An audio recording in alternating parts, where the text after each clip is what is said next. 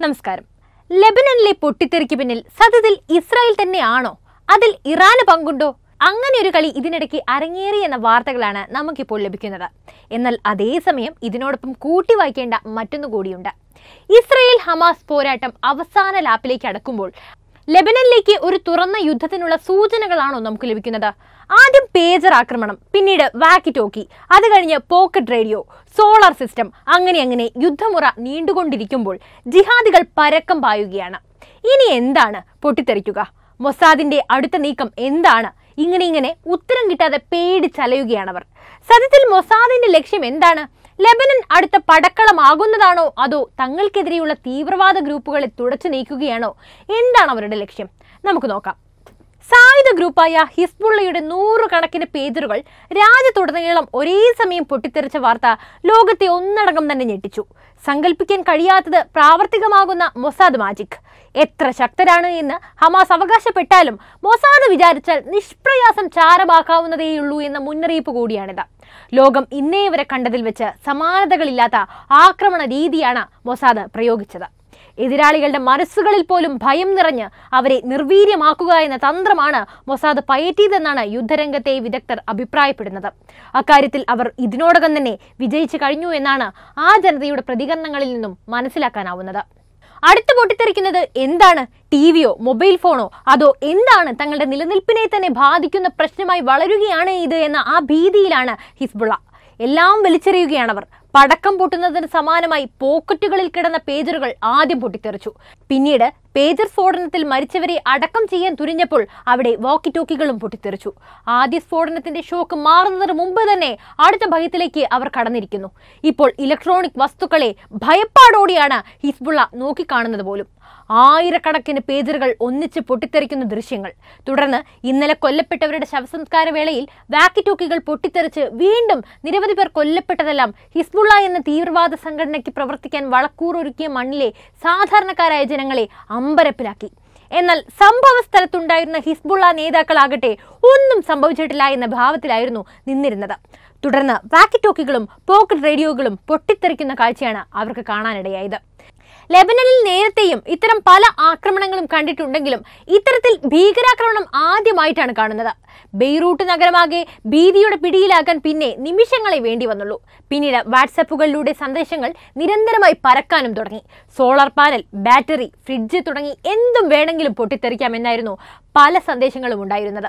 Mobile ഫോണുകൾ പൊട്ടിത്തെറിക്കുന്നതായി പലരും വ്യാജ വാർത്തകളും പ്രചരിപ്പിച്ചു. ചിലരാകട്ടെ തീപിടുത്തമുണ്ടായാൽ അത് അണയ്ക്കുന്നതിനായി അഗ്നിശമന യന്ത്രങ്ങൾ വാങ്ങാനായി ഓട്ടമായി. വാക്കി ടോക്കികൾ പൊട്ടിത്തെറിച്ച് 20 പേർ നിലവിൽ കൊല്ലപ്പെട്ടിട്ടുണ്ട്. ചൊവ്വാഴ്ച പേജറുകൾ പൊട്ടിത്തെറിച്ച് 12 പേർ കൊല്ലപ്പെടുകയും 2800-ലേറെ പേർക്ക് പരിക്കേൽക്കുകയും ചെയ്തതിന് പിന്നാലെയാണ് ബുധനാഴ്ചത്തെ വാക്കി ടോക്കി ആക്രമണം. എത്ര വാക്കി ടോക്കികൾ പൊട്ടിത്തെറിച്ചുവെന്ന് വ്യക്തമായിട്ടുമില്ല. 450-ലേറെ പേർക്കാണ് നിലവിൽ പരിക്കേറ്റ കണക്ക്. ലെബനൻ തലസ്ഥാനമായ ബെയ്റൂട്ടിലെ തെക്കൻ പ്രാന്ത പ്രദേശങ്ങളിലും ബെക്ക മേഖലയിലുമാണ് വാക്കി ടോക്കികൾ പൊട്ടിത്തെറിച്ചത്. എത്രയെണ്ണം പൊട്ടിത്തെറിച്ചുവെന്നതടക്കം കൂടുതൽ കാര്യങ്ങൾ അറിവായിട്ടില്ലെന്ന് ലെബനൻ മാധ്യമങ്ങൾ റിപ്പോർട്ട് ചെയ്യുന്നു. അതേസമയം തന്നെ ഇവയെല്ലാം ലെബനനിലേക്ക് ഇറക്കുമതി ചെയ്ത തായ്വാനീസ് നിർമ്മിത പേജറുകളാണ് പൊട്ടിത്തെറിച്ചത്. തായ്വാനിലെ ഗോൾഡ് അപ്പോളോ എന്ന വയർലെസ് കമ്പനിയിൽ നിന്നാണ് ഹിസ്ബുള്ള ഓർഡർ ചെയ്തിട്ടുള്ളത് എന്നാണ് ന്യൂയോർക്ക് ടൈംസ് റിപ്പോർട്ട് പറയുന്നത്. ഏകദേശം 5000-ഓളം പേജറുകൾ ഇത്തരത്തിൽ ഓർഡർ ചെയ്തെന്നാണ് റിപ്പോർട്ടുകൾ. സ്ഫോടക വസ്തുക്കൾ നിറച്ച ഒരു ബോർഡ് പേജറുകൾക്കുള്ളിൽ സ്ഥാപിച്ചാണ് സ്ഫോടനം നടത്തിയതെന്നാണ് ലഭിക്കുന്ന വിവരങ്ങൾ. ബോർഡിന് കോഡുകൾ സ്വീകരിക്കാനും സാധിക്കും.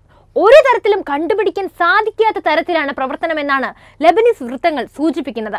ആക്രമണം നടത്തിയത് ഇസ്രയേൽ ആണെങ്കിൽ അതിനായി അവരുടെ ചാരസംഘടനയായ മൊസാദ് പേജറുകളുടെ ഉൽപാദന വിതരണ സമയം മുതലുള്ള ഘട്ടങ്ങളിൽ തന്നെ ഇടപെട്ടിട്ടുണ്ടാവണമെന്നാണ് അനുമാനിക്കാൻ.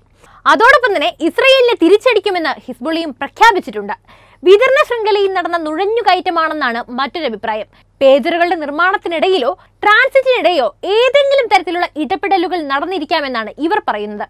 വിതരണ ശൃംഖല ആക്രമണങ്ങൾ സൈബർ സുരക്ഷാ ലോകത്ത് വർദ്ധിച്ചു വരുന്ന ആശങ്ക കൂടിയാണ്. 10 മുതൽ 20 ഗ്രാം വരെ സ്ഫോടക വസ്തുക്കൾ ഇലക്ട്രോണിക് ഘടകത്തിനുള്ളിൽ ഒളിപ്പിച്ചിരിക്കാമെന്നാണ് പേര് വെളിപ്പെടുത്താത്ത ഒരു മുൻ ബ്രിട്ടീഷ് ആർമി യുദ്ധോപകരണ വിദഗ്ധനെ ഉദ്ധരിച്ച് BBC റിപ്പോർട്ട് ചെയ്തിരിക്കുന്നത്. സമാനമായ അഭിപ്രായമാണ് US ഉദ്യോഗസ്ഥരും വിദഗ്ധരും പങ്കുവയ്ക്കുന്നത്. ഹിസ്ബുള്ള ഓർഡർ ചെയ്ത 5000 തായ്വാൻ നിർമ്മിത പേജറുകളിൽ 3 ഗ്രാം വീതം സ്ഫോടക വസ്തു മൊസാദ് ഒളിപ്പിച്ചതായി ഇവർ പറയുന്നുണ്ട്. തായ്വാനിലെ ഗോൾഡ് അപ്പോളോ കമ്പനിയിൽ നിന്നാണ് ഹിസ്ബുള്ള പേജറുകൾ വാങ്ങിയത്. ഇവ ലെബനനിൽ എത്തുന്നതിന് മുമ്പായിട്ടാണ് അട്ടിമറി നടന്നിരിക്കുന്നത് എന്നാണ് ഇവ വ്യക്തമാക്കുന്നത്. അത്തരത്തിലുള്ള ഒരു അട്ടിമറിയാണ് ഹിസ്ബുള്ളയും പറയുന്നത്. അതേസമയം തന്നെ ആക്രമണത്തെക്കുറിച്ച് ഇസ്രയേൽ പ്രതികരിക്കുകയോ തങ്ങളുടെ പങ്കാളിത്തം സ്ഥിരീകരിക്കുകയോ ചെയ്തിട്ടില്ല. ഇത് സംബന്ധിച്ച് തങ്ങൾക്ക് യാതൊരു അറിവുമില്ലെന്നാണ് അമേരിക്ക ഔദ്യോഗികമായി അറിയിച്ചിട്ടുമുള്ളത്. അതേസമയം തന്നെ ഗോൾഡ് അപ്പോളോ കമ്പനിയുടെ സ്ഥാപകൻ സൂ ചിങ്ക്വാങ് വാർത്ത നിഷേധിച്ചിട്ടുമുണ്ട്.